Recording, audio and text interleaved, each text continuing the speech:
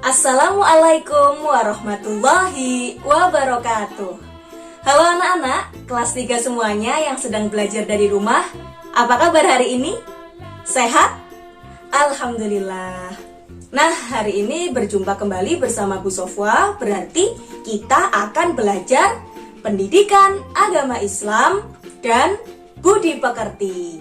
Namun seperti biasanya, sebelum kita mulai belajar, kita harus berdoa terlebih dahulu. Supaya apa nih kita berdoa? Supaya Allah memudahkan semua urusan kita dan menjadikan apa yang kita pelajari hari ini menjadi ilmu yang bermanfaat. Oke anak-anak, berdoa dimulai. Berdoa selesai. Nah, seperti biasanya, sebelum kita mulai belajar, Bu Sofa cek dulu semangatnya. Tepuk semangat. Semangat.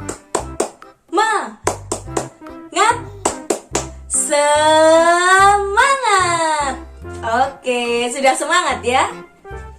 Nah, anak-anak, hari ini kita akan belajar pembelajaran 2. Apa itu?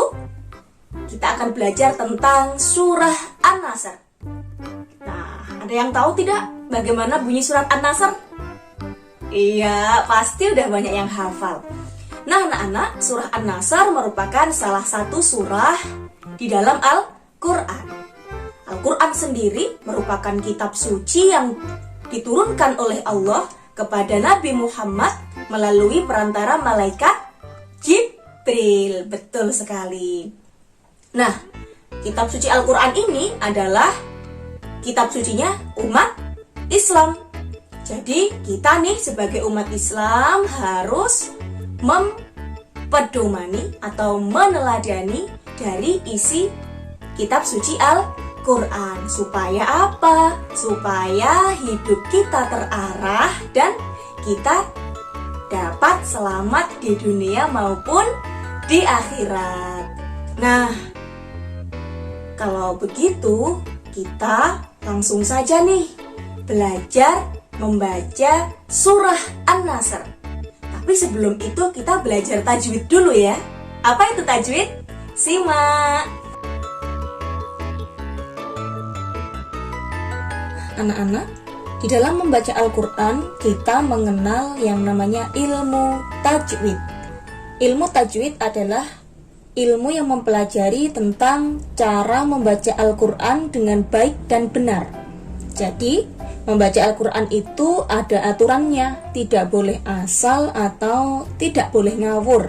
Ya, kenapa kok harus membaca dengan baik dan benar? Karena ketika kita salah membaca, yang pertama, kita dapat merusak makna dari ayat Al-Quran. Yang kedua, kita bisa kehilangan fadilah atau keutamaan membaca Al-Quran. Dan yang ketiga, orang kalau membaca Al-Quran panjang pendeknya, tajwidnya tidak pas, itu tidak enak didengar atau aneh ketika didengar. Nah, kali ini kita akan belajar surat An-Nasr. Yang harus diperhatikan kita adalah ada tanda baca bentuknya seperti W kecil berada di atas huruf. Namanya adalah tanda tasydid. Tasydid, nggih. Tasydid ini membacanya adalah ditekan.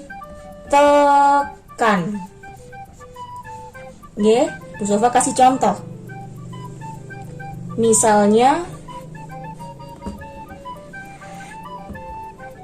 nah ini namanya tasydid. Cara membacanya adalah robbi, ditekan dulu nggih. Robbi, tidak boleh robbi, tidak boleh nggih. Robbi. Paham ya? Lalu ada tanda seperti ini, tanda baca seperti ini di atas huruf. Nah, ini namanya mat. Mat itu adalah dibaca panjang. Panjangnya berapa, Bu Sofa? Kalau ada huruf di atasnya ada tanda baca mat, bentuknya seperti ini, maka dibaca 5 ketukan. Ya. Contohnya Bu Sofa kasih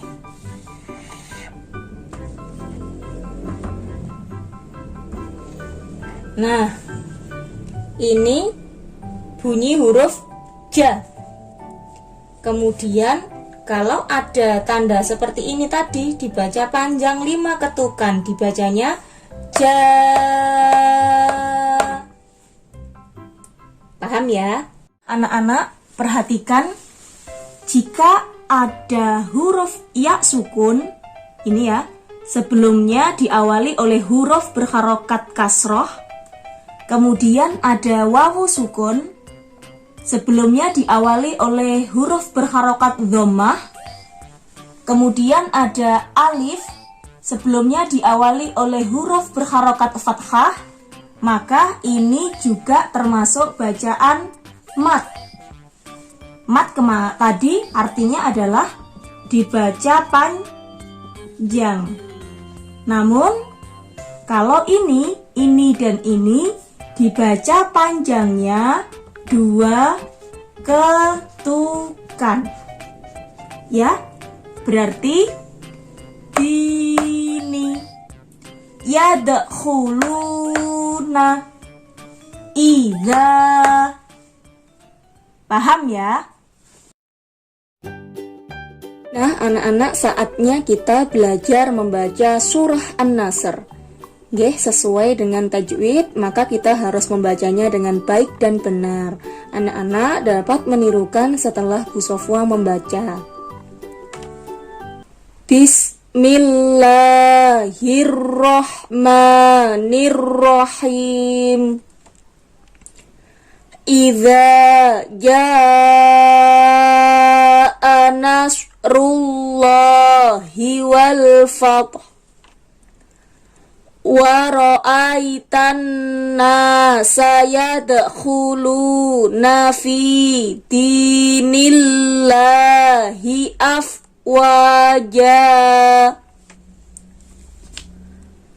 fasabbih bihamdi rabbika wastaghfir innahu kana tawwaba.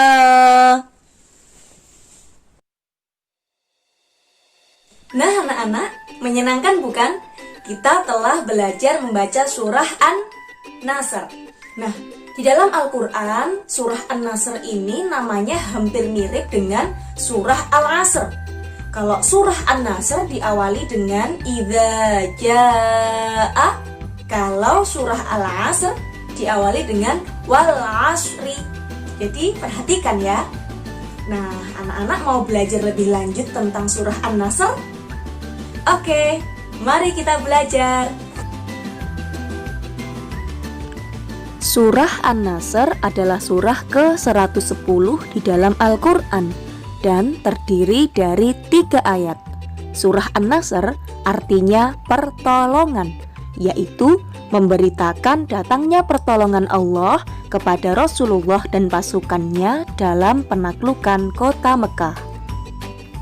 Surah An-Nasr diturunkan di kota Mekah sehingga termasuk golongan surat Makkiyah.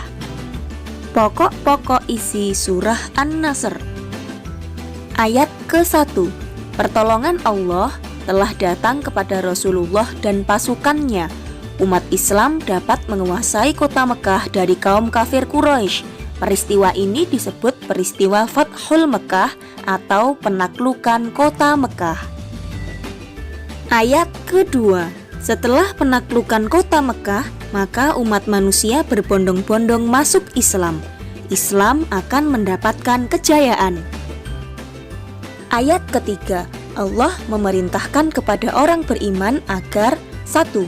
Bertasbih kepada Allah, 2. Memuji Allah, 3. Meminta ampun kepada Allah, fasabbih bihamdi rabbika wastaghfir. Hayo anak-anak, siapa yang sampai hari ini masih malas-malasan membaca Al-Quran? Angkat tangan. Nah, padahal membaca Al-Quran kan menyenangkan sekali.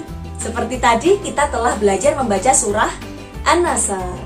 Anak-anak, kita telah sampai di penghujung pembelajaran.